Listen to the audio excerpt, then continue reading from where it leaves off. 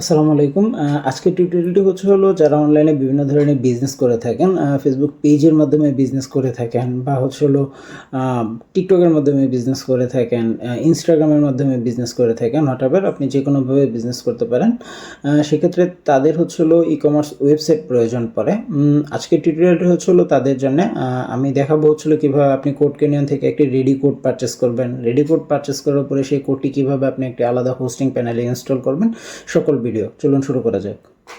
তো আমরা আজকে যে কোডটি নিয়ে কথা বলবো সেটি নিনিকো। নিনিকোর জন্য আমাদের প্রথমে যেতে হবে কোড ক্যানিয়নে। হ্যাঁ, এই যে আমার এখানে আছে কোড ক্যানিয়ন। এখানে কোড ক্যানিয়নে যে ডোমেনটি codecanyon.net, এখান থেকে আপনারা নিচের দিকে স্ক্রল করে পিএইচপি স্ক্রিপ্ট যে আছে এখানে এটা সিলেক্ট করবেন। সিলেক্ট করে এখানে আপনি নিনিকো লিখে সার্চ করলে আপনি পেয়ে যাবেন নিনিকো সোর্স কোডটি। এই যে নিনিকো সোর্স কোড, আমি এটাকে ওপেন করছি। এখান থেকে আপনি লাইভ প্রিভিউ করতে পারবেন। তো আমরা অ্যাডমিন প্যানেল দেখবো, আমরা কাস্টমার প্যানেল দেখবো, আমরা হোম পেজ দেখবো, সবকিছু দেখবো। হ্যাঁ, তো এটা হোম পেজ। আমি অ্যাডমিন প্যানেলটা ওপেন করে রাখি, কাস্টমার প্যানেলটা ওপেন করে রাখি।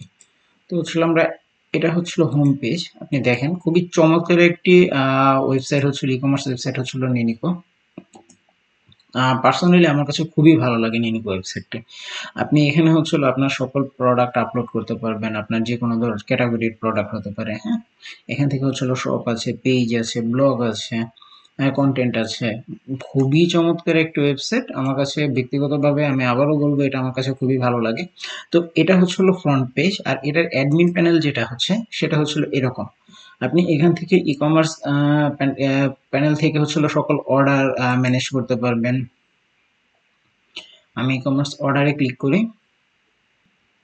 যদি আপনার এখান থেকে কেউ অর্ডার করে, সাপোজ আপনি এখান থেকে এই প্রোডাক্টটা অর্ডার করলেন, বা আপনার কাস্টমার এখান থেকে অ্যাড টু কার্ট করে অর্ডার করলো, আপনার অর্ডারটি চলে আসবে এখানে। হ্যাঁ, এখান থেকে আপনি আপনার অর্ডার সবগুলো ম্যানেজ করতে পারবেন। এডিটে গিয়ে আপনি অর্ডারগুলো ম্যানেজ করতে পারবেন। হুম, পরে আপনি এখান থেকে অর্ডারগুলো আপনি ডেলিভারি দিচ্ছেন কিনা, বা আপনার ডেলিভারি কমপ্লিট হয়েছে কিনা, এখান থেকে সবকিছু আপনি কাস্টমাইজ করতে পারবেন। সাপোজ আমি একটা অর্ডারে ঢুকি,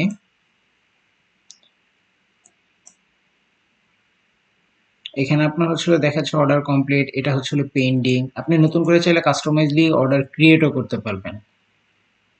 আপনি এখান থেকে আপনার প্রোডাক্ট সিলেক্ট করবেন, আপনার কোন প্রোডাক্টটি আপনি কাস্টমাইজলি বিক্রি করছেন। সাপোজ আমি এই প্রোডাক্টটি এই এই যে এই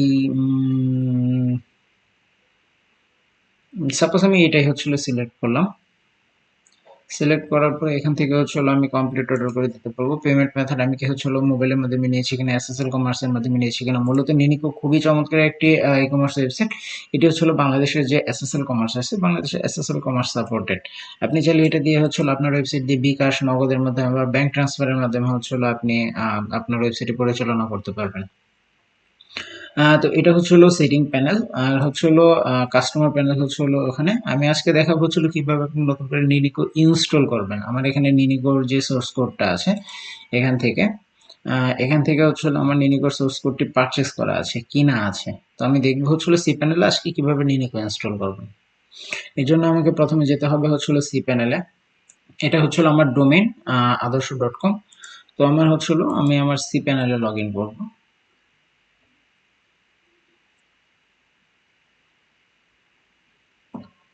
সি প্যানেলে লগ ইন করার পূর্বে আমাকে যেতে হবে আমার যে নিনিকো ফাইলটা আছে সেই ফাইলটাতে। এই যে আমার এখানে মেইন ফাইল আছে, এটাকে আমি এক্সট্রাক্ট করব এখানে।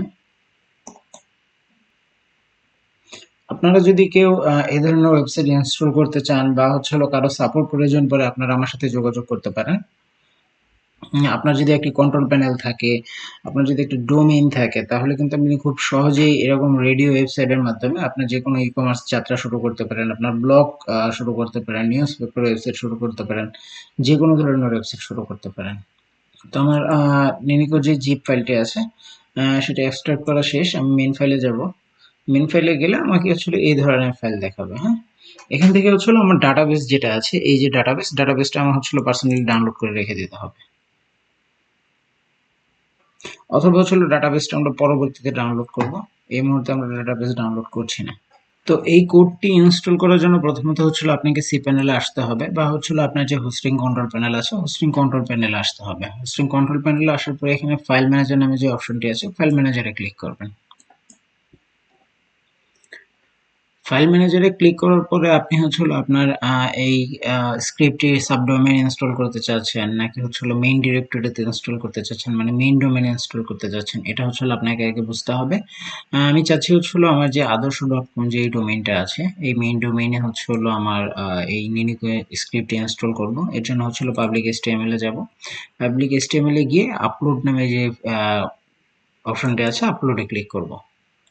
আপলোডে ক্লিক করার পরে সিলেক্ট ফাইল নামে যে অপশনটা আছে এখানে ক্লিক করব। এখান থেকে হচ্ছিল আমার যে কোড ক্যানিয়ন থেকে কোডটি কেনা, তো আমি হচ্ছিল আমার যে মেইন ফাইলটি আছে এখানে হচ্ছিল আপলোড করব। জিপ ফাইলটি হচ্ছিল আপলোড হচ্ছে, কিছুক্ষণ ধৈর্য ধরে অপেক্ষা করব।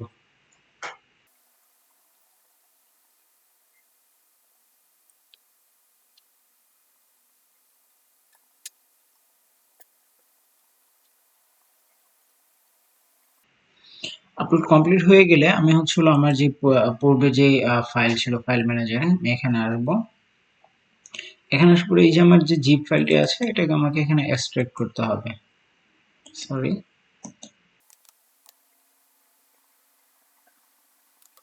এখান থেকে ক্লোজ করে দেব।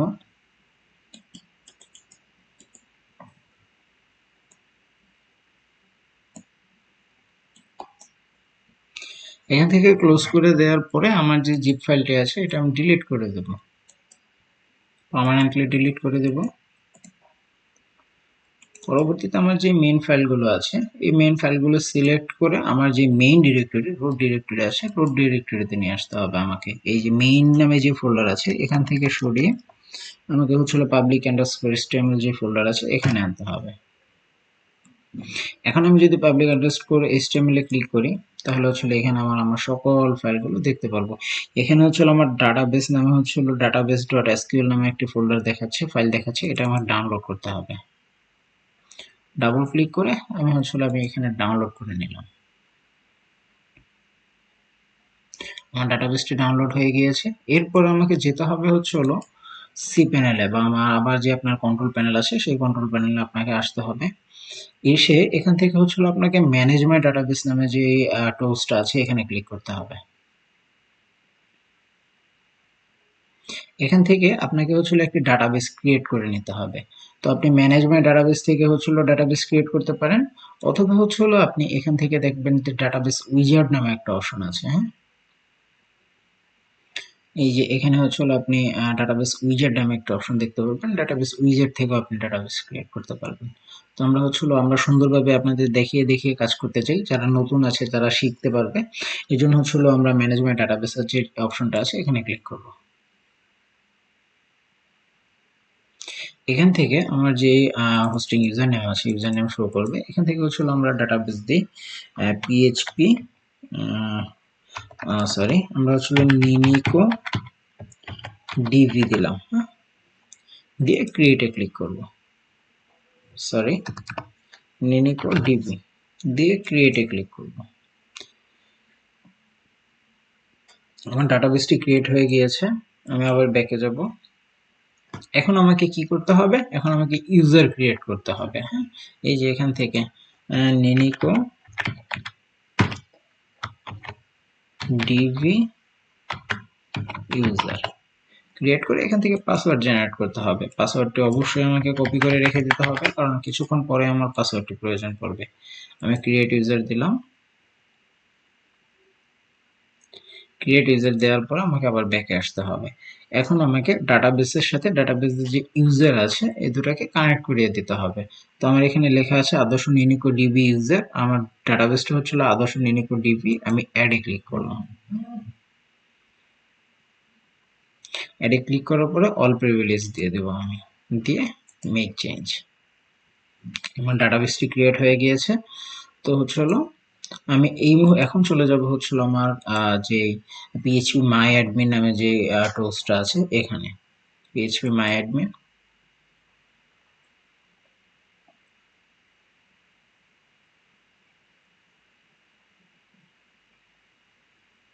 এখান থেকে আমি এই মাত্র যে ডাটাবেসটি ক্রিয়েট করলাম, হ্যাঁ, আদর্শ ইউনিকোড ডিবি নামে যে ডাটাবেসটি ক্রিয়েট করেছি, এখানে হচ্ছে আমার এই কিছুক্ষণ আগে আমি যে ডাটাবেসটি ফাইল ম্যানেজার থেকে ডাউনলোড করলাম, এই যে এখান থেকে হচ্ছে যে ডাটাবেসটি আমি মাত্র ডাউনলোড করলাম, এই যে এই ডাটাবেসটা ডাউনলোড করলাম, এই ডাটাবেসটি এখানে হচ্ছে আমি ইম্পোর্ট করব।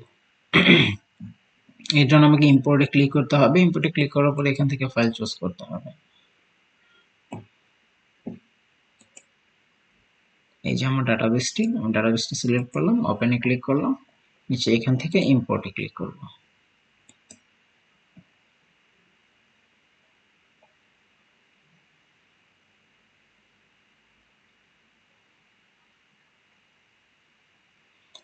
আমার ডাটাবেসটি ইম্পোর্ট হয়ে গিয়েছে।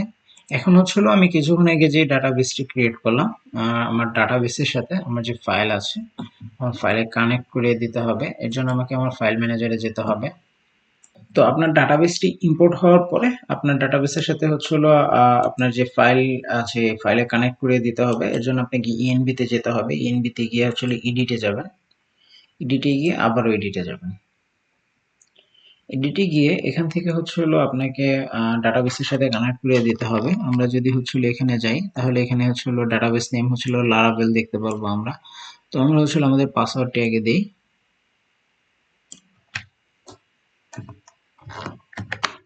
ঠিক আছে, এখন হচ্ছে আমরা আমাদের ডাটাবেস নেম দিব।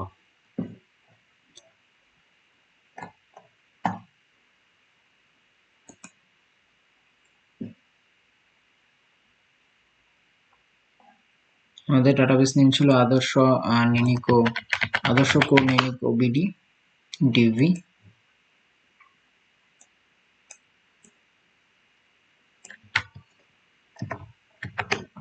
আমাদের ইউজার ছিল ডিবি ইউজার।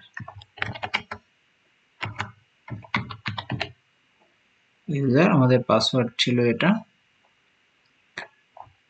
দিয়ে এখান থেকে আমাদের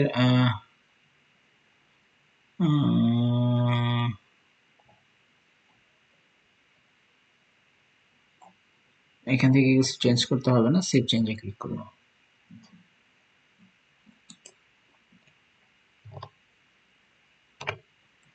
সেভ চেঞ্জে ক্লিক করার পরে আমি আমার ডোমেইনটা ভিজিট করব।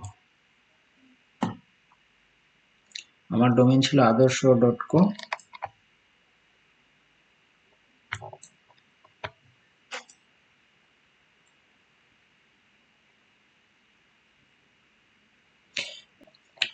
আমি এইমাত্র যেই ওয়েবসাইটটি ইনস্টল করলাম, আমার এই যে adarsh.com যে ডোমেইনটি আছে, এই ডোমেইনের ভিতরে আমি এই সোর্স কোডটি ইনস্টল করে ফেলেছি।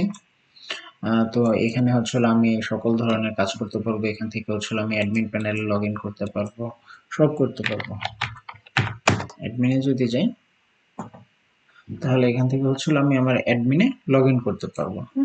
তো এইভাবে আপনারা কোড ক্যানিয়ন থেকে নতুন করে কোড পারচেজ করে আপনারা ইনস্টল করতে পারবেন আপনাদের হোস্টিং প্যানেলে। তো আপনাদের যদি কারো সাপোর্ট প্রয়োজন পড়ে, সেক্ষেত্রে আপনারা আমার সাথে যোগাযোগ করতে পারেন। আমি আপনাদেরকে বিভিন্ন ধরনের সাপোর্ট দিতে পারবো ইনশাল্লাহ। এই রিলেটেড যে কোনো সাপোর্ট আমি দিতে পারবো।